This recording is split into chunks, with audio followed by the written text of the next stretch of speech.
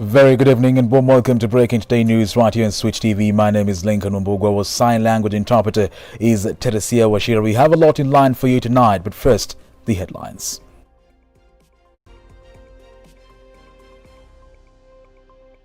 Mimi nilikuwa nimesema kwa sababu kazi ni nyingi, mimi nisaidie president katika ile kazi ya maendeleo. Deputy President William Ruto and allies say that it's not the right time to dwell on BBI politics, but to focus on solving myriads of health and educational issues facing the country. In any case, they have actually negated on their own duty, or rather where they are supposed to have come in, and ensure that we can be able to have an amicable solution. The Kenya Union of Clinical Officers give governors until Friday this week to sign and start implementing the return to work formula. Ukisikia Donald Trump anasema please ma-Africans naomba munipe madaktari wenyu, especially Kenya. And on our special feature tonight, our reporter Mejibu Kitsao tells us the untold story of street children with super talents.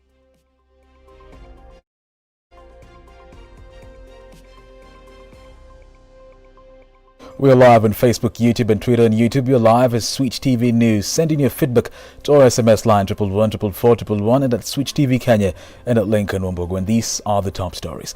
Health Cabinet Secretary Mutahi Kagwe says that the country has maintained a steady less than 5% positivity rate, which is good in the fight. He said that the government, through the Ministry of Health, is monitoring mutation of COVID-19 virus and will not hesitate to close borders to protect its citizens. Kagwe said that scientists from the ministry are closely monitoring mutation, especially in Europe, America and South Africa, and will take appropriate measures to ensure Kenyans are safe.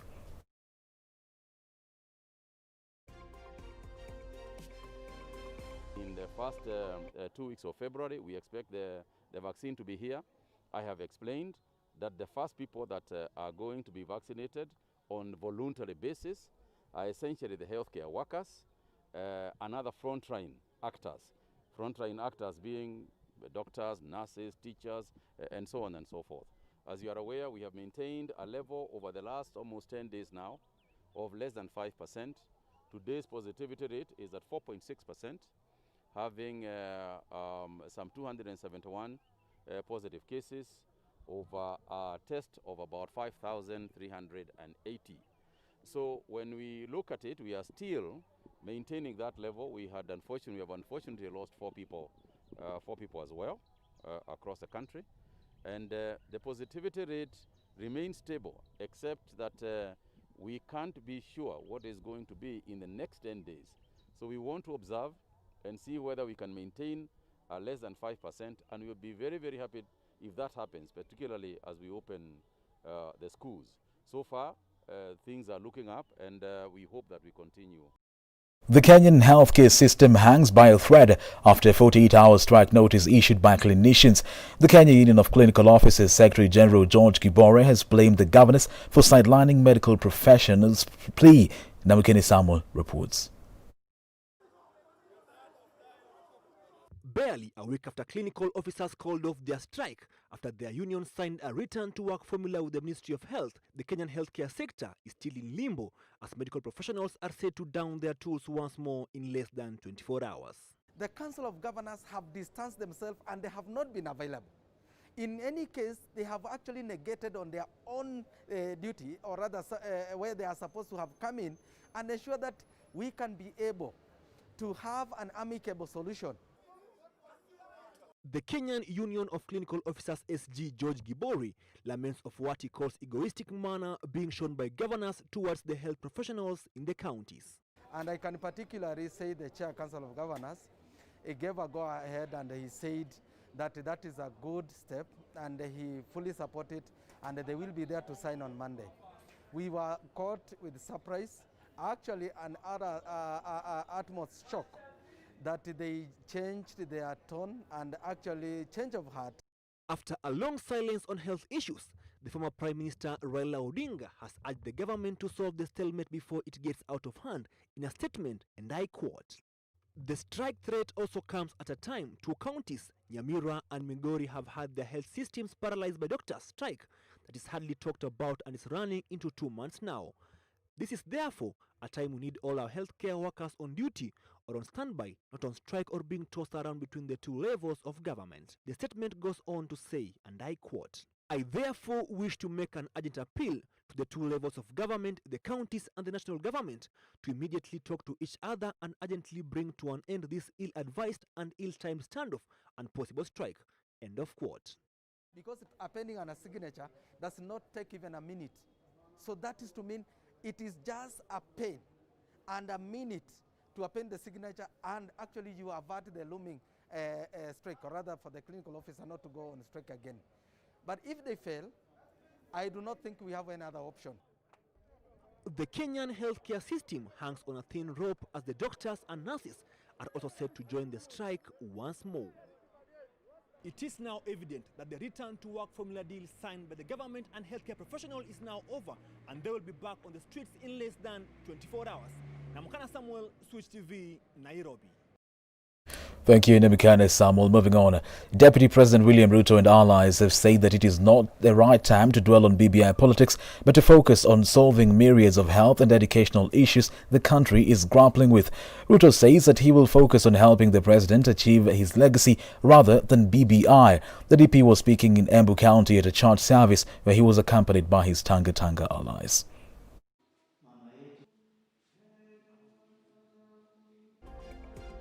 Mimi nilikuwa nimesema kwa sababu kazi ni nyingi, mimi nisaidie president katika ile kazi ya maendeleo ya barabara hiyo, stima, maji hiyo.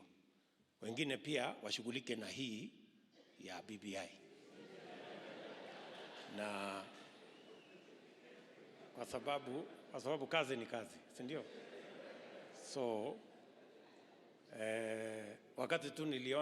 wakati nilienda Bomas, nikaona inataka kwenda Kombo, nikasema wacha ninyoroshe kidogo. Nikajaribu kuwasaidia kunyorosha, lakini sasa tena wamechelewa, hawajaleta kusomesha wananchi. Huwezi ukaona gari ikienda katika speed ya kilomita 200 kilometers per hour, halafu ikute hapo mbele imepata ajali, uanze kujiuliza kwa nini. Na ilipokuwa inaenda mbio ulikuwa unaona. Hii maneno tuliona mbali, na tukajua hii gari itakuwa na ajali huko mbele. Wakati watu waliingia kiburi, tukaambia tukae chini tusikizane, wakakataa. Tukaambia hata hii BBI si mbaya, tuangalie kipengele moja hapa na ingine hapa. Wakasema hakuna kubadilisha koma wala full stop. Na ile kitabu ambayo tunajua haibadilishwi koma wala full stop ni Biblia peke yake. Hii ingine ni ya binadamu. Hii ingine yote kwa nini kuwe ngumu kubadilisha? Sasa hiyo yote kiburi, yote kujigamba, kujipiga kifua, ona sasa wamemwaibisha rais, wamempeleka katika kona mbaya. Tulikuwa na uchaguzi 2017, tukarudia uchaguzi, tuko na referendum na tuko na uchaguzi 2022. Sasa hii hatuna madaktari, hatuna pesa yao, walimu hatuna pesa yao, tuko na shinda. COVID is with us. Hayo mambo yote cumulatively. Tuko na shinda nyingi sana. Tunataka tujiulize, where are we headed? With our story, we now take a short commercial break. Stay tuned. We'll be back with more.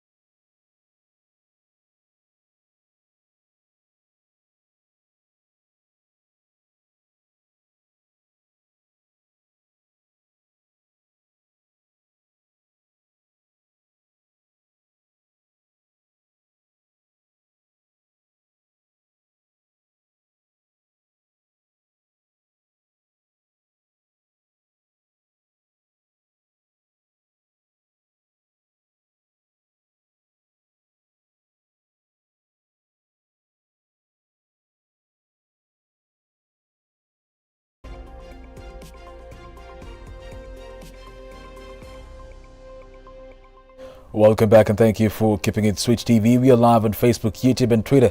On YouTube, we are live as Switch TV News. Send in your feedback to our SMS line 111 and at Switch TV Kenya and at Lincoln Wumbogo. There are many in major towns and cities in the country, street children, and as many will prefer to call them chokora, are minors who live and survive in the streets. But why will someone end up in the streets? Despite their attitude to life and their rugged appearance, some street kids are super talented, and if nurtured well, they may end up benefiting the society in future. Our very own Majibu Kitsao spent time with some of them and prepared the following story of these silent heroes. Take a look. Mapema very fast, boy namuka, ndika mistari, natamani sana, ni speed kaking kaka, ati ningejua kulisoma, ningelisoma sana ni ito lecturer, ningejua kulima, ningelimba sana kasa utisol. In alleys, parks, underpasses of major towns and cities in the country, you will find them. These are street children and many will prefer to call them chokoras. Have you ever thought about the things that they undergo, like why they end up on the streets, what they eat, where they sleep, and perhaps about their families if they do have? And have you ever imagined them having something to offer apart from begging? Meet Mikey, a talented rapper who left his home in Nakuru by foot for reasons better known to him. His ability to rap will definitely leave you dumbfounded.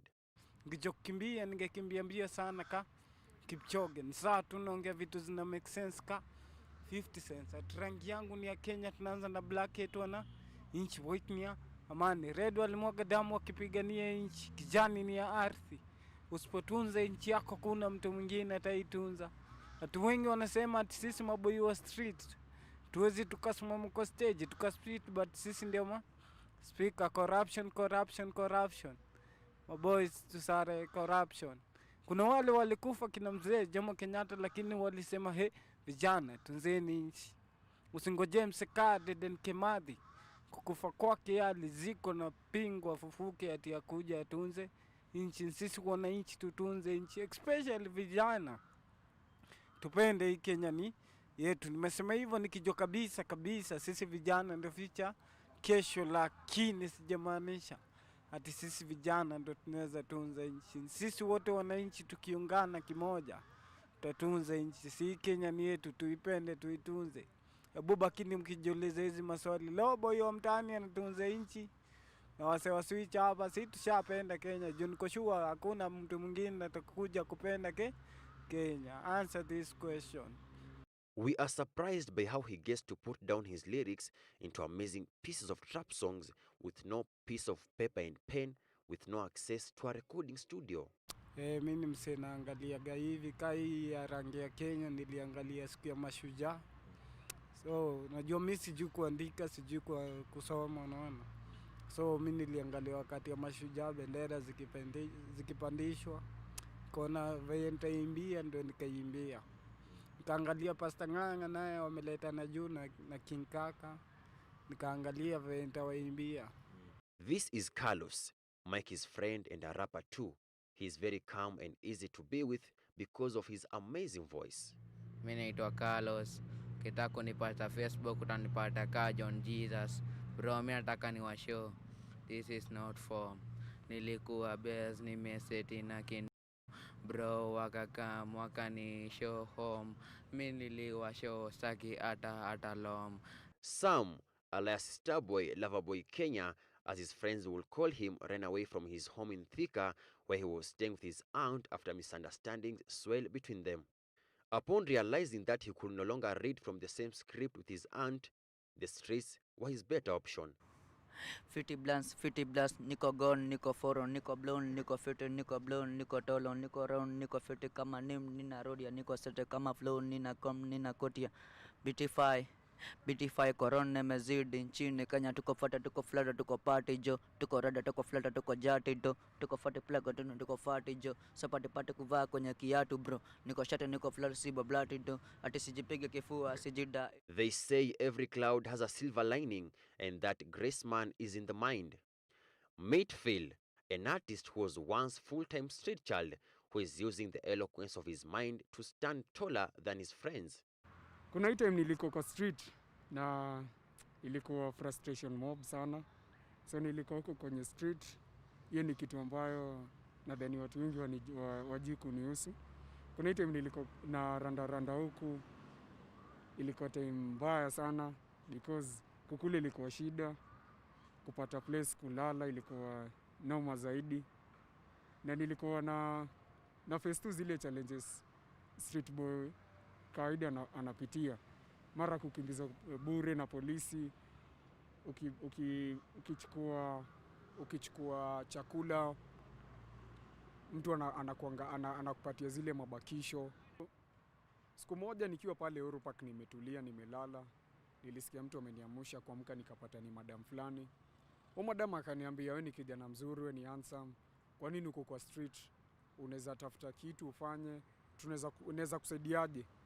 At first niliona ni kama ni mse hayuko serious, anataka kujua mambo yangu, but nikakuwa comfortable na yeye, so nika open up, nikamwambia mimi kenye nahitaji saa hii ni at least mavazi, chakula, na kumjaribu hivyo alinibaia.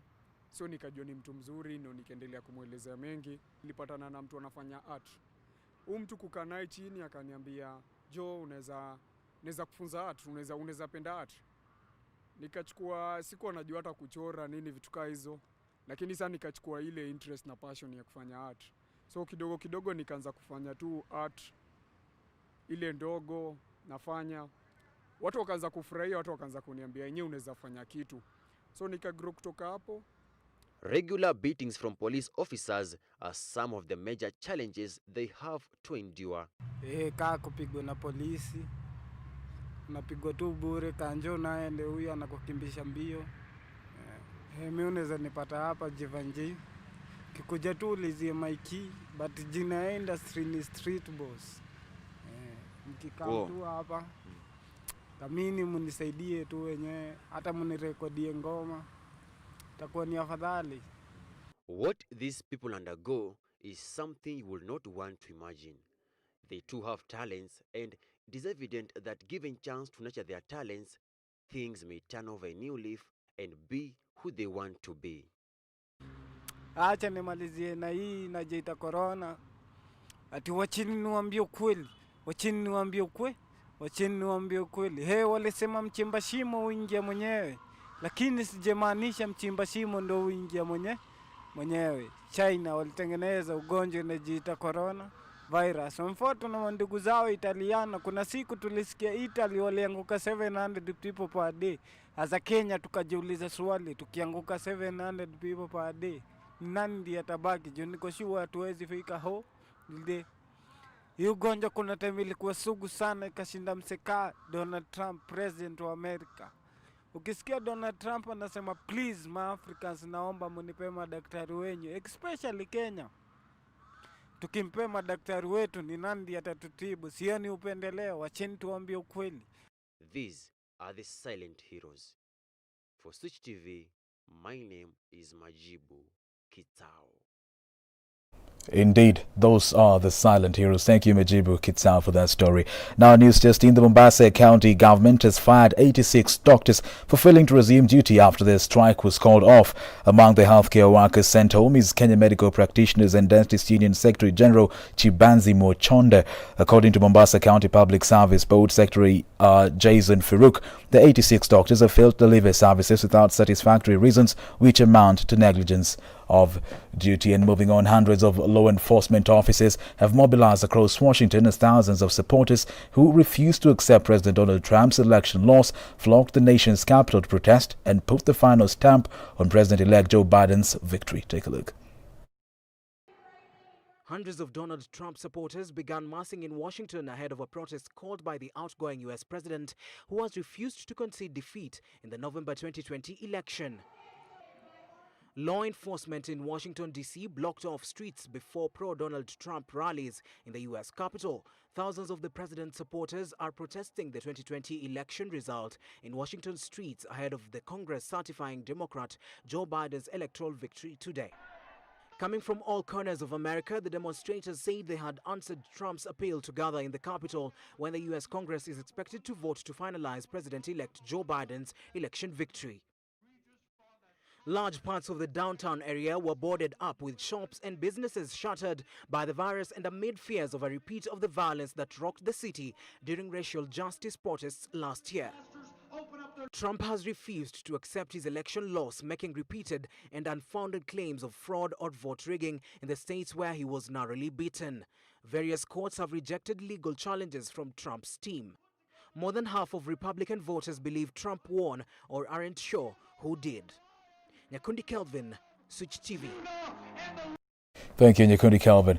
British Prime Minister Boris Johnson on Wednesday said the coronavirus marathon had turned into a hopeful sprint to vaccinate millions in the weeks ahead, but justified another lockdown to relieve crisis-hit hospitals. Hastily recalled lawmakers were to vote on the lockdown retrospectively after it took effect across England overnight, forcing schools to close this week as part of a stay-at-home order, while the UK's other nations have imposed similar curbs. Johnson said a variant strain of the virus, which emerged in southeast England last month, was spreading with frightening ease and speed. We have to give our army of vaccinators the biggest head start we possibly can. And that is why, Mr. Speaker, to do that, we must once again stay at home, protect the NHS and save lives. And I commend this statement to the House. Mr. Speaker, I know many people will ask whether the decision on schools could have been reached sooner, and the answer is that we've been doing everything in our power to keep them open, because children's education is too vital and their futures too precious to be disrupted until every other avenue, every other option has been closed off and every other...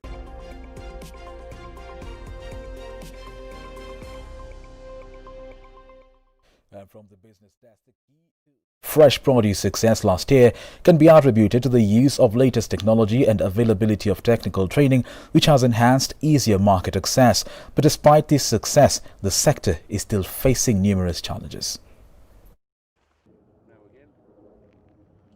Of the many not so rosy, yet its production of rosy produces is the battering the fresh produce industry is receiving from the COVID-19 storm. The sector contributes 150 billion shillings annually to the Kenyan economy, providing 350,000 direct jobs, supporting 6 million livelihoods.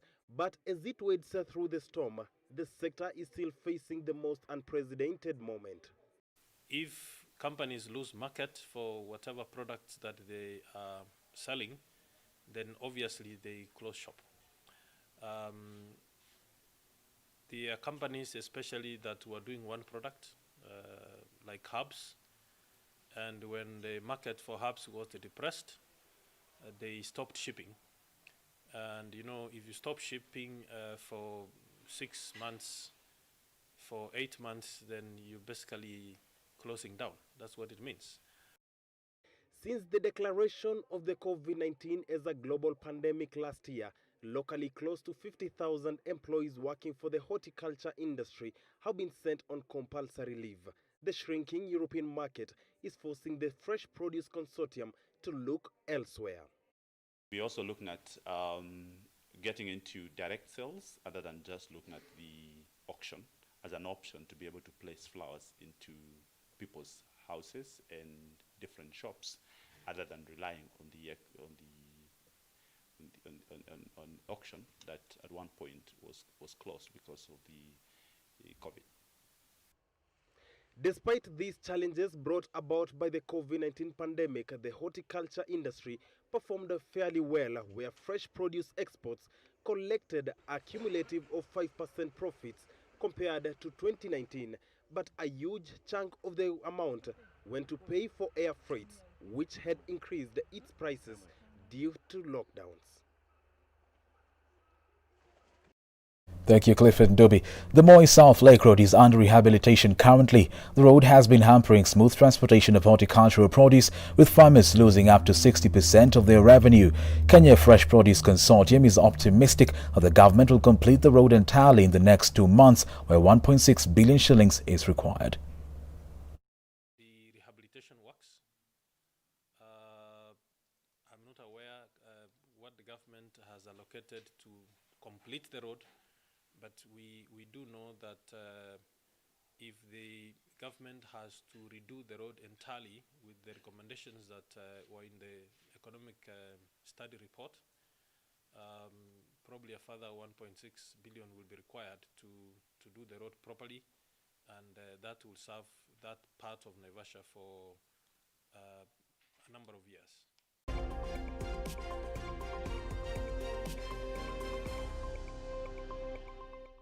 The 43rd edition of the Dakar Rally has commenced, entering round 4 in Saudi Arabia, with Australian Toby Price clinching the third circuit. American Skylar Howard dominated the motorbike category, beating Kevin Barnadives with 1 minute 16 seconds on the clock. Victory on the 406-kilometre stage 3 of the Dakar Rally. Fellow Toyota driver Henk Latergan overdrives Yazid Al-Raji and X-Rate mini-star Carlos Sainz all took turns leading the stage before Al-Attiyah asserted his authority at the 4th waypoint to snatch the top spot. Setting the fastest time at each of the remaining waypoints, Al-Attiyah eventually finished the stage 2 minutes 27 seconds clear of Latergan, as Peter Hansel ended up 4 minutes down in third after suffering a puncture.